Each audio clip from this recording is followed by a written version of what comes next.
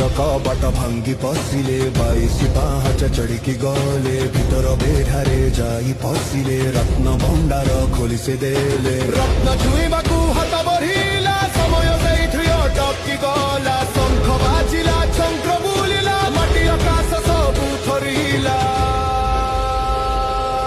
ଆଖିରେ ଅନଳ, ମୁହଁରେ ଶାନ୍ତି, ରୌଦ୍ର ରୂପ ଦେଖି ସବୁ ଥରନ୍ତି। ଧୀରେ ଧୀରେ ବପୁ ଏତେ ବଢିଲା, ଘର ପୁରୀ ଗଲା ଜାଗା ନ ହେଲା। ପ୍ରଭୁ ଚାଲୁଥାନ୍ତି ପାଦ ବଢେଇ, ଏଲିଏନ୍ ଦାଳ ଗଲେ ପଛେଇ, ମନ୍ଦିର ବାହାରେ ପହଞ୍ଚି ଗଲେ, ବିଷୟ ରୂପ ସବୁ ଦେଖିଲେ। ଆଖିରୁ ନିଆଁ ବାହାରି, ଏଲିଏନ୍ ମାନଙ୍କୁ ଦେଲା ଯେ ଯାଇ, କି ଅବସ୍ଥା ହେଲା ସବୁ ଦେଖିଲେ, ଜୟ ଜଗନ୍ନାଥ ବୋଲି ଡାକିଲେ।